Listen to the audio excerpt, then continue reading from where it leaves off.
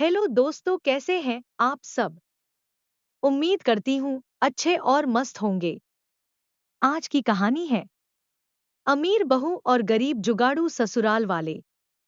दिल्ली के पौश इलाके में पली बढ़ी रिया एक अमीर बिजनेसमैन की इकलौती बेटी थी। ऊंचे ख्वाब, महंगी गाड़ियां, ब्रांडेड कपड़े और एयर कंडीशनर के बिना एक दिन भी न गुजारने वाली लड़की।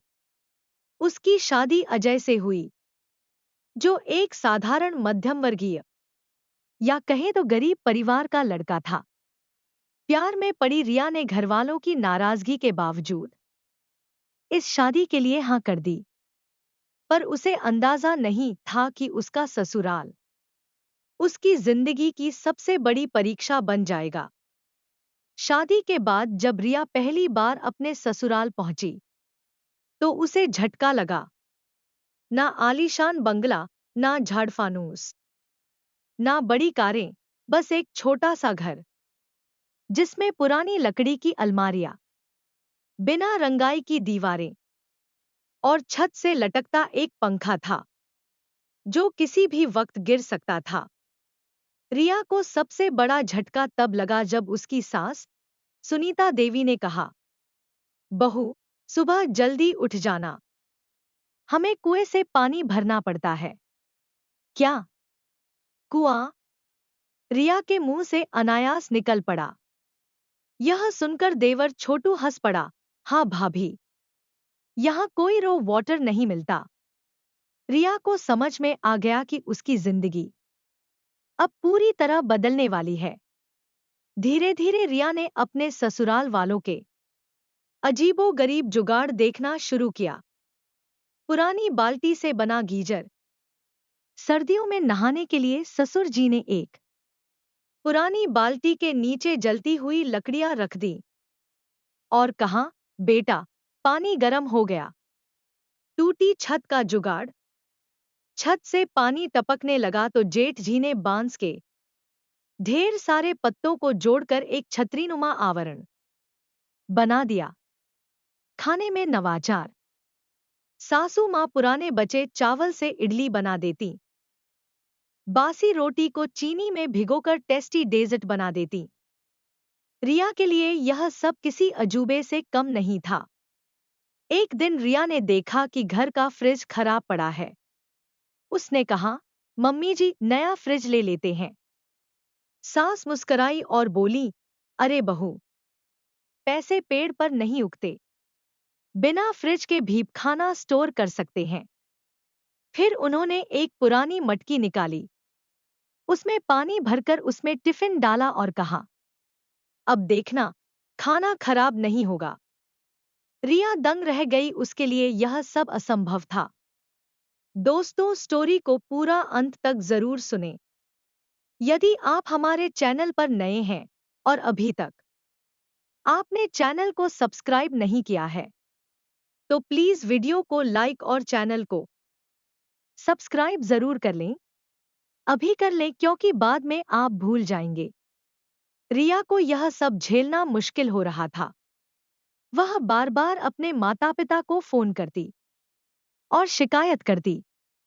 एक दिन जब उसके पिता उसे लेने आ गए तो सासू माँ ने प्यार से कहा, बेटा, दौलत का सुख तो सबको मिलता है, पर जो सुकून हमारे जुगाड़ में है वो अमीरी में भी नहीं मिलेगा। इस पर रिया ने गुस्से में कहा, मुझे यहाँ एडजस्ट करना बहुत मुश्किल लग रहा है। पति अजय चुप था, लेकिन उसकी आंखों में दर्द साफ झलक रहा था। एक रात बिजली चली गई और पूरा घर अंधेरे में डूब गया। लेकिन सासू माँ ने मोमबत्ती जलाने के बजाय एक और जुगाड़ निकाला। पुरानी बोतल में मिट्टी का तेल भरकर दिया बना दिया। रिया को पहली बार एहसास हुआ कि यह परिवार कितनी मेहनत से अपनी जिंदगी जी रहा था। उसने धीरे धीरे सास से चीजें सीखनी शुरू कर दी। पुराने कपड़ों से हैंडबैग बनाना, बिना ओवन के तंदूरी रोटी बनाना, टूटी कुर्सियों से नया फर्नीचर बनाना। धीरे धीरे उसे यह सब मजेदार लगने लगा। रिया ने सोचा, अगर यह परिवार इतने छोटे छोटे जुगाड़ से अपनी जिंदगी चला सकता है, तो क्यों न इसे बड़ा बिजनेस बना दे। उसने देवर छोटू की मदद से देसी जुगाड़ स्टोर नाम से ऑनलाइन बिजनेस शुरू किया, जहां वे अपने बनाए हुए प्रोडक्ट बेचने लगे। मिट्टी के बर्तनों में खाना स्टोर करने की तकनीक, पुराने कपड़ों से बने गिफ्ट आइटम, बिना गैस वाले सोलर कुकर। कुछ ही महीनों में बिजनेस हिट हो गया। अब जो लोग रिया को ताने मारते थे, वही उसके आइडियाज को अपनाने लगे। रिया और उसकी सास अब पहले जैसी नहीं थी। दोनों में गहरी दोस्ती हो गई थी। एक दिन सासू माँ ने कहा, बहू, तुमने हमारी छोटी दुनिया को बड़ा बना दिया। रिया मुस्कराई, नहीं मम्मी जी, आपने मुझे असली जिंदगी जीना सिखा दिया। अब वह सिर्फ अमीर घराने की लड़की नहीं, बल्कि मेहनती, समझदार और जुगाड़ू बहू बन चुकी थी। उसने की ऐसे प्रयोग किए जो लोगों ने देखकर सीखे।